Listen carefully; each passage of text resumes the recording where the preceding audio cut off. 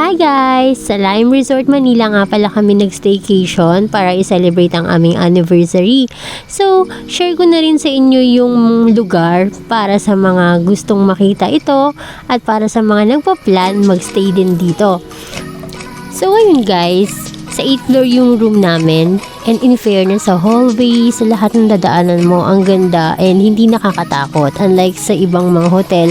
And ayun, ito na yung loob ng room, twin bed nga pala yung nakuha namin kasi walang available ng queen size na one bed lang.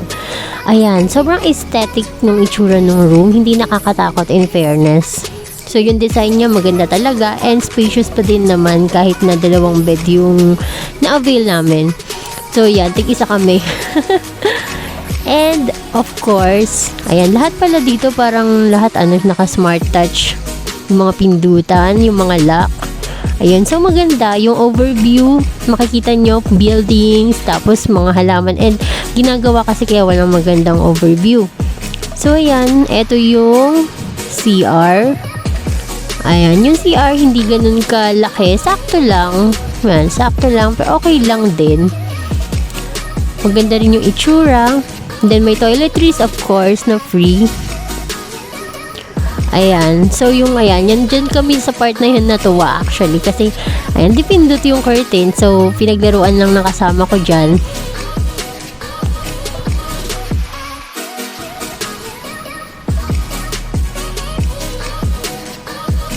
Ayan, dyan. Tuwan-tuwa siya dyan sa paglalaro niya ng mga curtain dyan.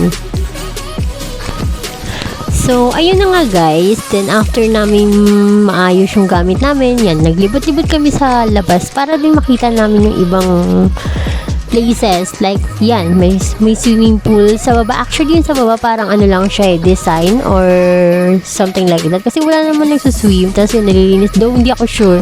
Tapos, ito yung sa lobby. Or, yun nga, yung hindi pa actually ito yung reception area. Pero pagpasok mo ng building, ito na agad yung makikita mo. May cafe. Yan, pwede kang mag-order dyan ng coffee sa mga coffee lover. Yung price niya, sakto lang din. Although, yun, nag-order ako dyan and one slice ng chocolate cake. Sakto lang yung lasa. Hindi ako ganun nasarapan. Pero okay lang. Carry na din. And, ayan, pumunta kami sa penthouse actually para i-check na din yung swimming pool. Syempre, yun ang habol natin. Isa sa mga amenities. So, ayan, ito yung swimming pool nila. And, nakaka-amaze. Sobrang lawak, pahaba. Then, guys, weekday pala kami nag-check-in. So, kaya siguro wala masyadong tao.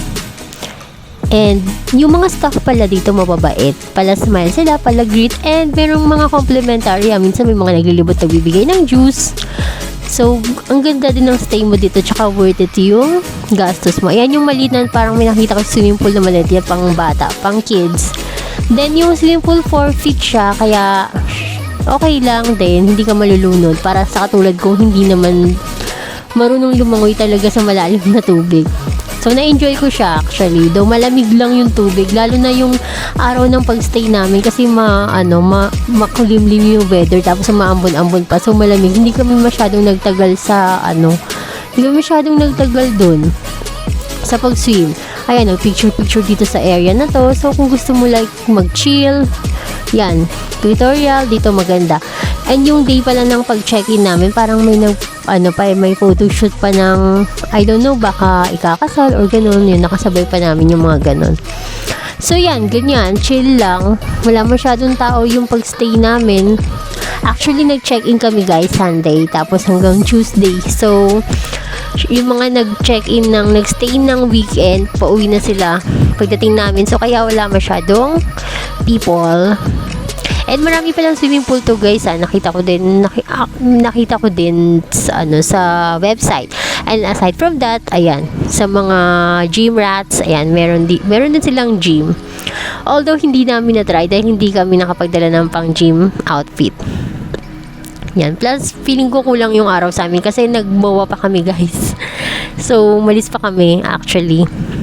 Yan, gumala pa kami. So, ayan, ganyan. Yung hallway, okay. Mabango. Yung mga lugar, malinis.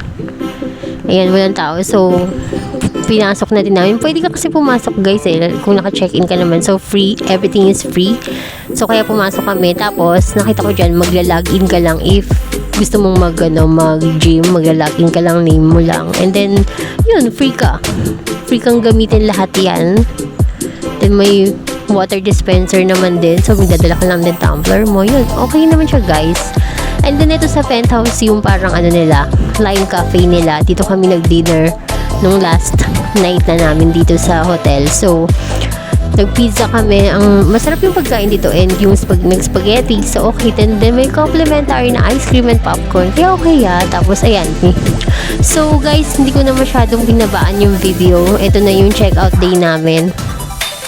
Ayan. So, ito yung lobby sa reception yan. And, pag lumabas ka pala ng hotel, ito yung makikita mo. Sobrang daming kainan. As in, marami iba-iba. Asian, Korean, Japanese restaurant, lahat-lahat nandyan. So kami, nag-try kami sa Mazu ng seafood, of course. And sobrang sarap ng shrimp. Ayan. Nilibot lang namin actually yung labas ng hotel and ang daming magagawa. So, I think kapag gabi, lalo na kapag weekend, puno itong lugar na to. Kaya, feeling ko mas masigla ito kapag gagabi kasi kami yung punta namin pahapon pa lang. So, wala masyadong tao. Ayan, naglakad-lakad lang kami para mag-check kung ano yung mga restaurant na meron dito. Although, hindi ko na video lahat. Ayan, meron dyan. May mga Asian restaurant. Marami, guys. So, pag nag-check-in kayo nga sa hotel doon, yan yung mga views na makikita nyo and ang daming choices ng mga foods. Hindi kayo actually magugutom. Then, yung prices okay lang din. Medyo pricey. Pang foreign yung charot. Pero okay lang. Carry naman kung talagang gusto mong mag-spend.